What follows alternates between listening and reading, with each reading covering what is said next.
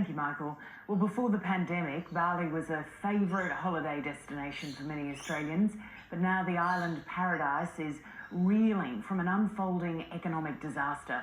Dean Keddell is a Bali restaurateur who's witnessed the crisis firsthand and is raising much-needed funds for local charities through his book, Our Bali, Your Bali. Dean joins us now. Good morning, Dean. Welcome to News Breakfast. Hello, Lisa. Thank you very much for having me.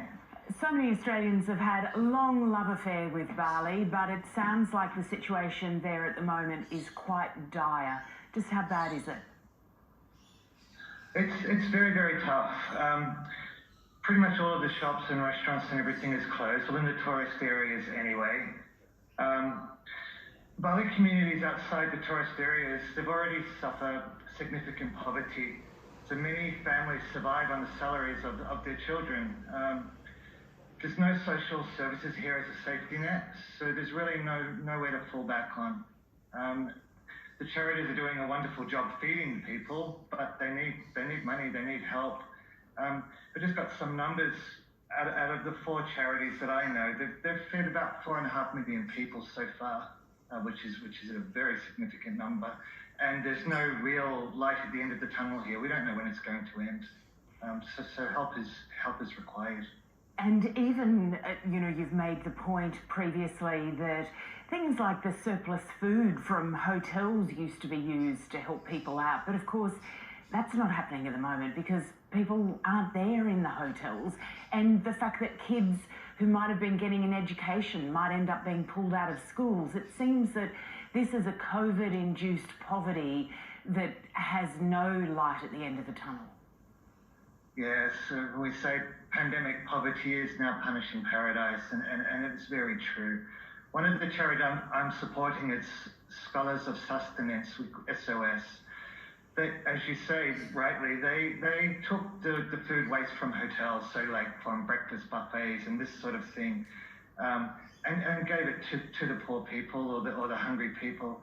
The problem now is with no guests in the hotels, there's no food. So these charities are now relying on donations from food suppliers, from farmers, wherever they can take it. Sorry. Dean, your own personal situation, you were employing a lot of people. What's happened there? It's very sad, and it's pretty much how I started this whole journey. I used to employ 130 people between my 2 restaurants, and it's exactly 1 year ago today when we closed. I went for several months paying them, and in the end, it's not sustainable. I just couldn't do it anymore. I opened 3 months ago, both restaurants. Sadly, yesterday, Gingerman closed again for the 2nd time around, and Jack Cinderley's, I don't think will last the week. This closing is not what I want to do. It's very, very, very difficult, and Bali's getting quieter and quieter. I believe people are getting more afraid, and they're not willing to leave their homes or their villas. So there are expats here. There are obviously locals that live here too. In the beginning, they would still continue to go out, but not anymore. And even to get delivery food in their houses, it's not possible. I know Australia did wonderfully during the lockdown with delivery food. Bali, we just don't have that population anymore, so there's no way to keep the staff employed. It's just impossible. So, Dean, you've come about with this book, hoping that it might raise a few dollars. I'm hoping to do a lot more than a few dollars. So this has been 9 months of my work. I involved the staff. I visited families. We visited lots of local businesses. It's a 400+ page full of beautiful photography and stories and community feeling. The idea was if people can't come to Bali, then we'll take Bali to them. And I believe that's exactly what we've done. So writing the book, believe it or not, was quite enjoyable, being with these families, feeling the Balinese hospitality, the warmth. And this hospitality, they can't wait to show the rest of the world what they've become famous for. I bet.